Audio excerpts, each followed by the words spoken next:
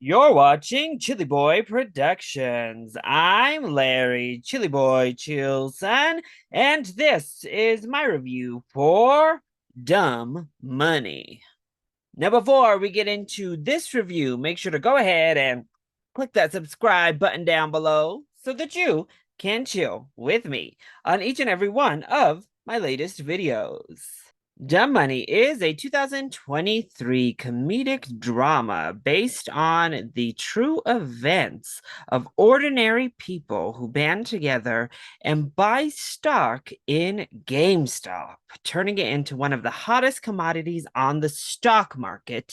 At the center of it all is just an ordinary guy who's on YouTube, like moi, named Keith Gill. When his social media posts start blowing up, so does his life, his stocks, and his public profile. So, as a stock tip becomes a movement, everyone on the ground level becomes wealthy until the billionaires getting hit the hardest fight back.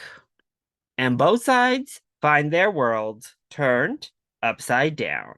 Dumb Money is directed by Craig Gillespie, who is possibly most known for directing I, Tanya and Cruella, and the film stars Paul Dano, Seth Rogen, Sebastian Stan, America Ferrera, Pete Davidson, Shailene Woodley, Vincent D'Onofrio, and Nick Offerman.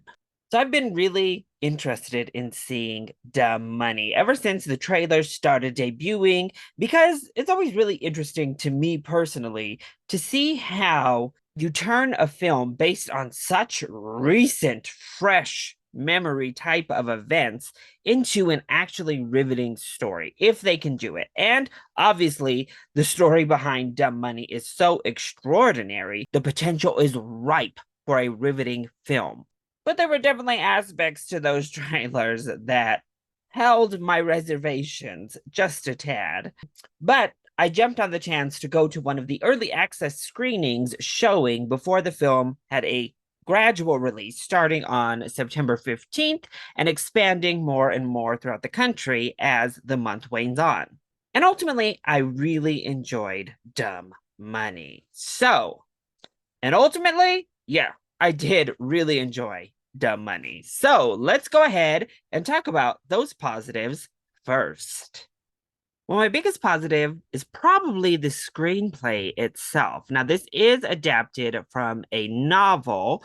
So, this is adapted from a book called The Antisocial Network by Ben Mesrich.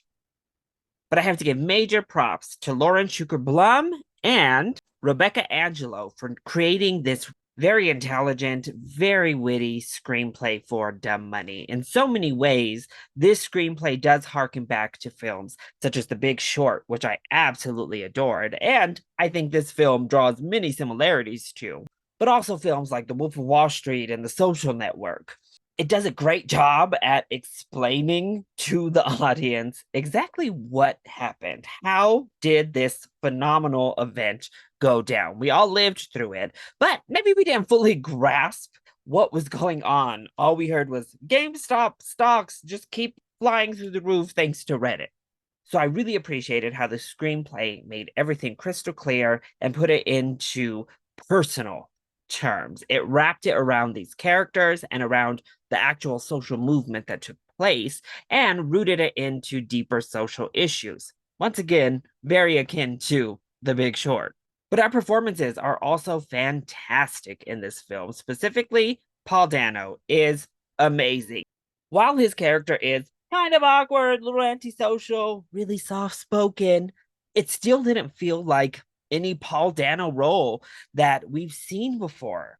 He gets to play this really earnest person and shine completely in a lead role like this. I thought Dano was fantastic as our main protagonist. I also thought Shailene Woodley was fantastic in this film. She doesn't have as many big moments to come through and shine, but she works so well with the role that she's given. The rest of our cast also deliver really great performances in much more minor roles. Seth Rogen is a delight here. Anthony Ramos and America Ferrera do exactly what they needed to do. And Pete Davidson, well, He's Pete Davidson. But the shining star amongst our supporting cast is definitely Vincent D'Onofrio, who I absolutely loved in this movie. And he's one of the rich folks, so that is definitely saying something. But at under 2 hours long, Dumb Money gets the balance really right. As I said, it does a great job of explaining the entire scenario, setting it all up for you, and then nailing home the big impact of what actually took place, but taking the subject matter that could be very dry and bland, but giving it forward movement throughout the entirety of the film, building up to an event and giving us that payoff that a narrative actually needs. And it does so very well. And yeah, it does its job in making you, the viewer, mad, making you, the viewer, think about the fact that we are always set up to fail, even in systems that are supposedly there to give everybody a shot. No, no, in this capitalist society, that's never the case. And you never actually have anywhere near a fair shot at anything. So, yeah. But what it really does by the end is kind of push the audience forward in hopes that we kind of keep this type of thinking going. So then, what doesn't work so well when it comes to dumb money? Well, we delve into so many different little subplots throughout this entire film, and we don't really get to know any of the characters. And that's kind of including Keith Gill, played by Paul Dano. He's our main protagonist. And I think Dano just does such a good job at making him feel like a real lived in person that you feel like you really know him. But the script doesn't give you much. It doesn't give you much on any of these side characters. They're just kind of there as cliff notes on the overall case. So at the end of the day, it's much more about the movement and what happened than it is about any of the people really involved.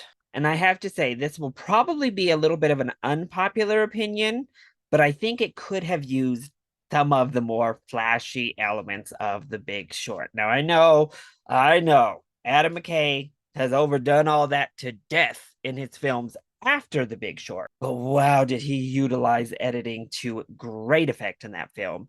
And I think Dumb Money could have used some of that just to spice it up, give it a little bit of jazz, give it a little bit of juice, because this is still so fresh. We all know what happened with GameStop because it's less than 3 years old. It just happened. Maybe some of us got in on the GameStop stocks. Maybe some of us were part of the movement itself. I mean, this is a COVID era event taking place. And here, not even 5 years later, we have a film about it. So I think they could have made some more cinematic choices to punch up the narrative, particularly through those middle stretches, where it's just kind of a back and forth volleying of this happened, then this happened, up and then down, and da da da da da da. Adding a little bit extra sauce on there would have just made it a bit more cinematic in its storytelling. But overall, I really enjoyed Dumb Money. I laughed, I got angry, and ultimately I had a really good time watching this film. And I hope it does keep inspiring people to fight against this ingrained system in our culture. If nothing else, that's what I'm hoping people walk into this wanting and then leave the theater fired up to further execute. So if you enjoy true life stories, if you were a part of the GameStop movement, I think you're going to have a good time with this. And yeah, let's find some ways to make some noise and disrupt the system once more, shall we? So that was my review for Dumb Money. I hope you enjoyed it. If you did, go ahead, click like down below and subscribe to the channel so that you are always up to date on all of my latest videos. Also, join in on the discussion. Are you excited to see Dumb Money, or have you had the chance to check it out? Let me know all of your thoughts either in the comment section down below, or you can hit me up on Twitter. I love you all so much for your continued support. Mwah. Thank you for watching, and we'll see you next time. Bye.